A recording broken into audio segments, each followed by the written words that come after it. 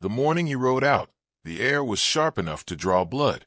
Frost clung to the edges of the Whitmore homestead like stubborn ghosts, and the sky hung heavy with the kind of silence that made a woman uneasy. Clara Whitmore stood on the porch, arms folded tight beneath her shawl, watching her husband adjust the saddle cinch on his buckskin gelding. Jonas glanced up once, the faintest smile tugging his lips. "Shouldn't take but 2 days," he said, as if the words could make it true. Clara nodded, but she didn't smile back. "It's not the snow I'm worried about," she murmured. Jonas mounted easily, rifle slung across his back, bedroll tied tight. "That wolf's gotten bold. Took down 2 of Harlan's steers last week. If it keeps roaming this close to folks' land." He didn't finish the thought. He didn't need to. Clara stepped down from the porch and took the reins long enough to squeeze his hand. His fingers were already cold. "You see anything strange up there, you turn around. Promise me." "I always do." He lied, and she knew it, but she let him go anyway. The gelding's hooves faded into the distance, swallowed by pine and snow. Clara stood in the same place long after he disappeared, eyes fixed on the ridge line where the trees tangled thick and shadows ran deep. She knew the land better than she knew most people, what it could hide, what it could take. By evening, the fire cracked low on the hearth, and the wind moaned like something wounded. Clara stitched by lamplight, though her fingers barely moved. The silence in the house grew heavy, without Jonas's boots pacing the floor, or the sound of his soft whistling near the shed. She found herself staring toward the window every few minutes, listening for hooves that never came. The second day passed without sign. By the third, Clara saddled her own horse at first light, then stopped. If Jonas was hunting, riding out after him might spook whatever trail he was tracking. She didn't want to risk throwing off his scent. He was careful, methodical, a man who understood beasts better than most men understood themselves. So she waited. That night, she didn't sleep. She sat in Jonas's chair, rifle across her lap, oil lamp burning down to the nub. The wind had shifted, bringing a different scent, wet earth, distant pine smoke, and something sharper beneath it all. By dawn of the 4th day, Clara heard hoofbeats. She bolted upright, nearly tipping the lamp. The sound came fast, unsteady, too frantic for Jonas's usual pace. She threw open the door just as the horse crested the last rise toward the homestead. It was their gelding, but Jonas wasn't in the saddle. Clara's heart slammed against her ribs. The horse stumbled into the yard, lathered in sweat, eyes wild. Mud caked its legs. Dried blood stained the reins. And then she saw the figure slumped in the saddle. It was a man, but not her husband. He was wrapped in Jonas's long coat, the collar pulled high. His face was shadowed beneath a wide-brimmed hat crusted with snow. One arm hung limp. The other gripped the horn of the saddle with clawed fingers, white from cold and strain. The horse buckled as it reached the porch. The stranger fell sideways, hitting the frozen ground with a hollow thud. Clara rushed forward, her rifle forgotten. She dropped to her knees beside him. The man was barely conscious. His lips were blue, his skin fever-hot beneath the cold. She reached for his collar and yanked it down. The face beneath was unfamiliar. Rough jawline, cheeks split open by a gash, dark stubble. A thin scar ran beneath his left eye like a cut of truth someone once meant to hide. And yet he wore Jonas's coat. Clara reeled back. The man stirred. His voice came rough, like gravel scraped across iron. "Help!" She hesitated for only a second, then called for old Ben. By the time the stranger was inside, unconscious and fevered, Clara's hands were slick with his blood. Ben arrived an hour later, rifle in hand. The ex-deputy looked the man over with a squint, then turned to Clara. "You know him?" "No," she said. "You sure he didn't take Jonas's coat after doing something bad to him?" "I'm not sure of anything right now." Ben sniffed, scraped mud from his boots, and stepped back out onto the porch. "He's got marks on him," he said after a moment. "Whip scars. Fresh ones. Whoever he is, someone worked him over before he got here." Clara didn't answer. She just stared at the stranger, asleep now beneath her roof. She tended to him in silence. Boiled rags, cleaned wounds, fed him broth when he was lucid enough to drink. For 2 days, He said nothing of use.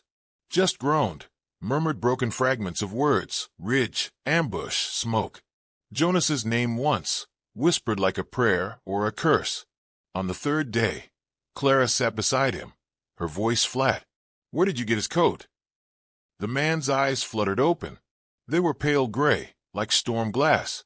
"I didn't kill him," he said. "That's not what I asked." He coughed hard, winced. "He found me, chained to a tree. They left me for dead. He cut me free." "Who?" The man licked his cracked lips. "Outlaws. 3 of them. Hooded. Moved through the ridge like ghosts. Your husband, he didn't run. Tried to help me get away. Took a shot to the gut."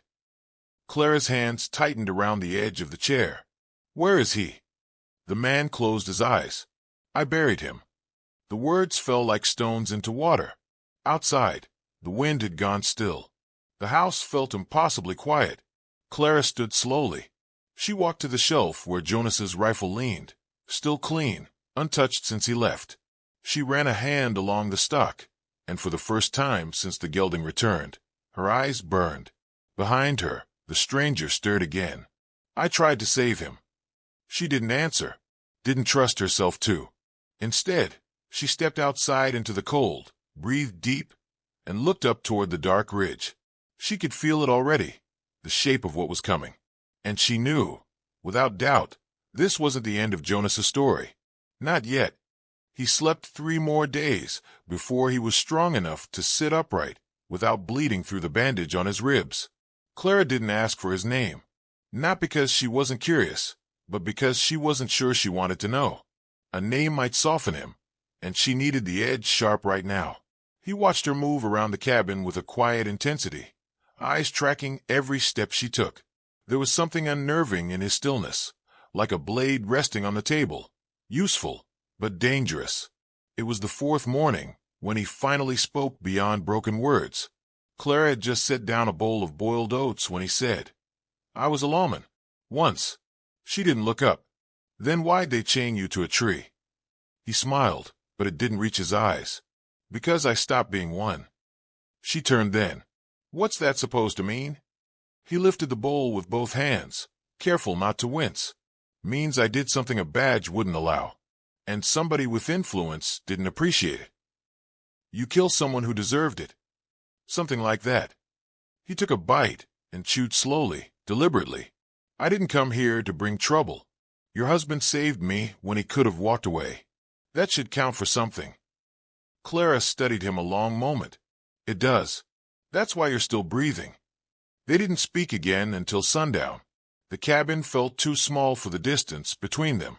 Clara had always believed in justice, not the kind printed on paper and pinned to vests, but the kind etched in scars and quiet reckonings. And something about this man smelled of reckoning. The next day, she brought him outside, helped him to a chair near the barn. The winter sun sat low and pale in the sky, casting long shadows across the dirt. "You said there were 3, she said. He nodded. 3 men. No names. No faces. Covered in dust and smoke. They came through like they owned the ridge. Quiet, careful. Like they'd done it before." "You were after them?" "I was tracking them for weeks. Stagecoach robberies. Burned out wagons. A family killed near Abilene. I got too close. They caught me while I was sleeping." Clara's jaw clenched. "And Jonas. He saw the smoke. Came looking. Found me by accident. Freed me before they could circle back. But one of them saw us. He chased. Jonas, he didn't hesitate. Put himself between us." Clara turned away, blinking fast. "He wasn't a fighter." "Not really." The man nodded. "Didn't need to be. He was brave." They sat in silence as a hawk traced lazy spirals above the hills. "I need to know where," she said finally. "You mean the grave?" She didn't answer. He looked up toward the ridgeline. "About a day's ride west. Shallow pass through the canyon. I marked it with stones. I'll ride out." "You shouldn't go alone." She leveled her gaze at him. "You think I'm waiting around for a posse that's never coming?" "No. But those men, if they're still out there. All the more reason." He stared at her, as if weighing something unseen. Then he nodded slowly. "I'll go with you. You're still half dead." He smiled grimly. "Then I'll ride half a horse." Clara left before dawn. The stranger, she still didn't know his name, was waiting near the corral, his coat pulled tight and a rifle resting across his legs. He moved stiffly but with purpose, and she didn't argue when he mounted up beside her. They rode without much talk. The trail wound through narrow pines, past a frozen stream, and into country few folks dared tread. Tracks were scarce, but now and then Clara spotted broken branches, churned mud, signs of something heavy moving through days earlier. By late afternoon, the sun had dipped low behind the canyon walls. The stranger motioned ahead, just past that rise. They crested the ridge and came into a clearing. The earth was churned, darkened in places by old blood. A ring of stones sat near the base of a crooked pine. Clara dismounted and knelt beside it. There was no marker, no name, just a grave, raw and honest.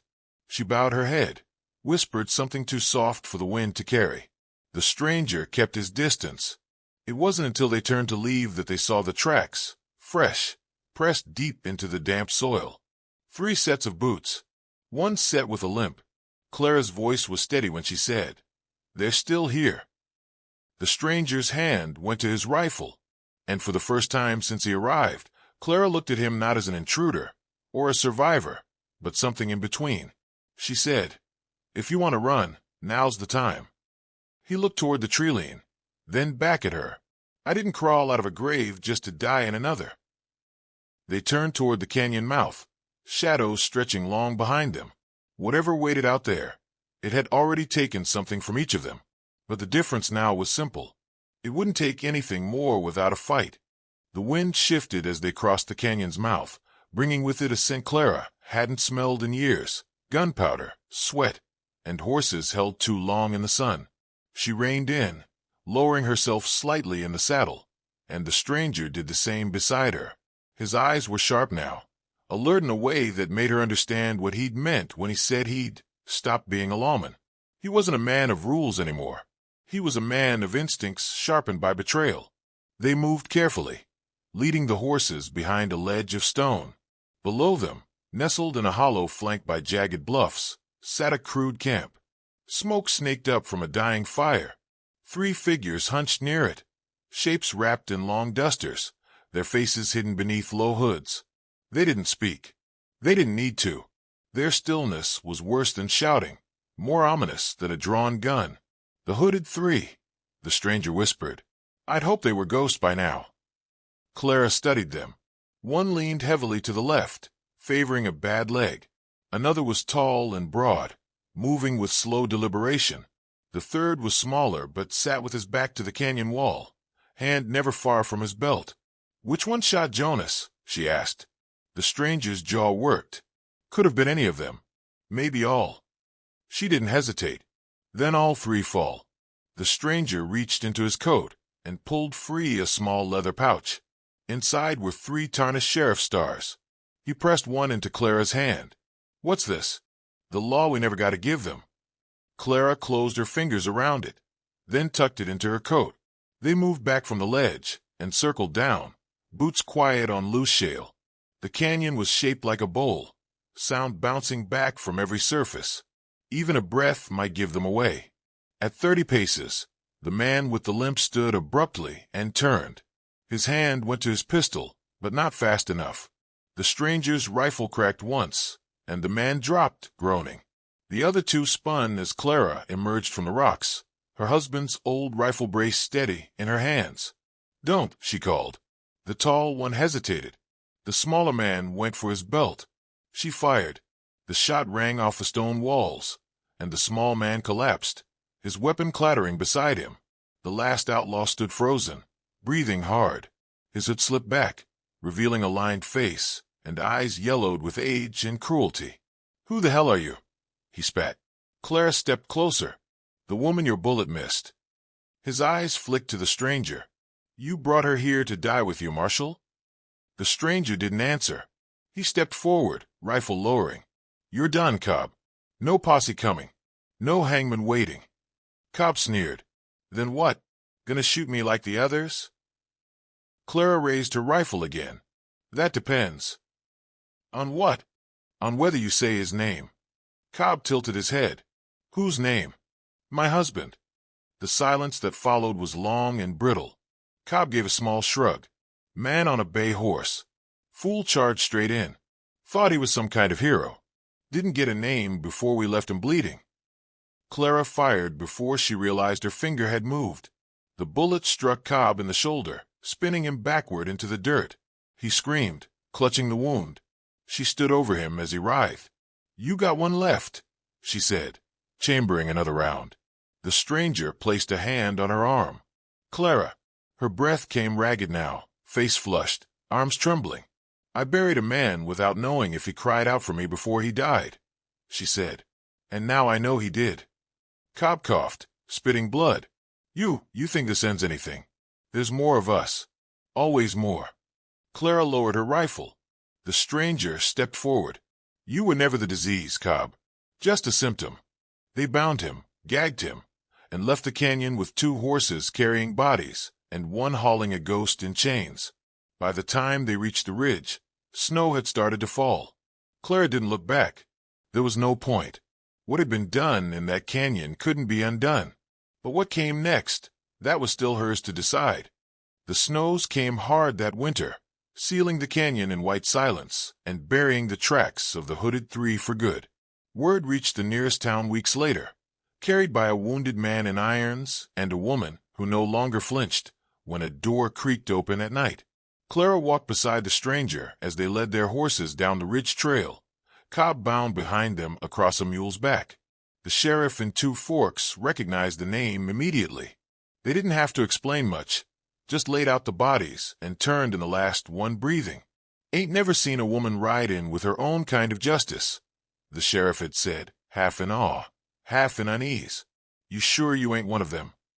Clara didn't answer. She didn't have to. Her eyes had said it all. There are lines you only cross once, and the other side has no place for weak men.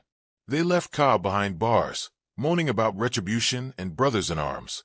But Clara had already seen the truth.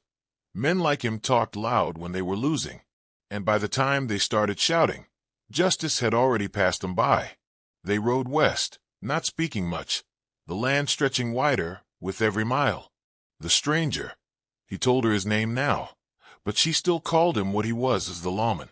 It suited him better, not because of the badge he'd lost, but because of the code that still sat behind his eyes.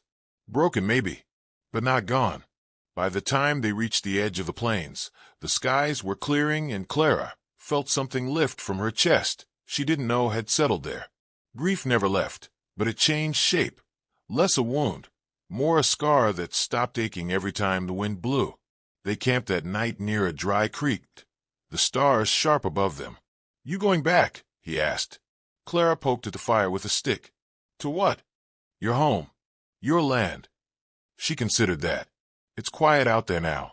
Nothing left but fence posts and old boots on the porch. You could build again. I could. She looked up at him. But I won't. He nodded, like he'd known her answer before she gave it. I buried a man I loved, she said. Then I buried the fear that came with him. What's left is mine now. I intend to spend it where I'm needed. He stared at the fire, thoughtful. That sounds a lot like what I was trying to do, before everything turned sideways. She smiled faintly. Then maybe you just needed the right horse. He chuckled, wincing a bit as his ribs protested. That was your horse. And it brought you to me. They didn't speak again until dawn, but something changed in that silence. Not affection exactly, but an understanding, a knowing, that both of them had buried too many good things, that perhaps now was the time to start digging something up instead. By spring, the rumors had spread. Townsfolk whispered about a woman in a wide-brimmed hat who rode with a former lawman, dealing justice where the rails didn't reach. They showed up where the smoke was thickest, where the cowardly preyed on the poor and the law looked the other way. Clara didn't need a star. She carried her husband's rifle and the memory of a grave marked only by stones. That was enough. They rode into Dust Hollow just before dusk one evening, and the townspeople cleared a path without being told. 2 rustlers had taken the mayor's daughter into the hills. The sheriff hadn't left his office in 3 days. But Clara didn't ask for permission. She only asked where. They brought the girl back before midnight. The men who took her wouldn't be bothering anyone again. As they left, someone called after her. "Ma'am, what should we call you?" She paused in the saddle, gave a half-smile that didn't quite reach her eyes. Just Clara. But the stories were already writing themselves. Stories of a widow who rode like fire across dry earth, who didn't speak much, but always left the guilty silent. The stranger rode beside her, quieter now, steadier. His demons rode a little farther back these days, though never fully gone. They made a good team, not because they were alike, but because they both knew what it meant to lose something worth fighting for. Sometimes, when the wind was still, Clara would wake in the night and listen to the world breathing. Coyotes in the distance, a fire crackling low, the soft sound of a man who'd once been lost finding sleep again. She still carried Jonas in her heart. She always would. But she no longer needed revenge to feel close to him. Justice had ridden with her into that canyon and come out changed. Now Justice rode beside her. And wherever they went, folks learned the same lesson, the kind of lesson whispered on porches long after the dust settled. Don't cross the woman who rides with the lawman, because she don't carry a badge. She carries a reason.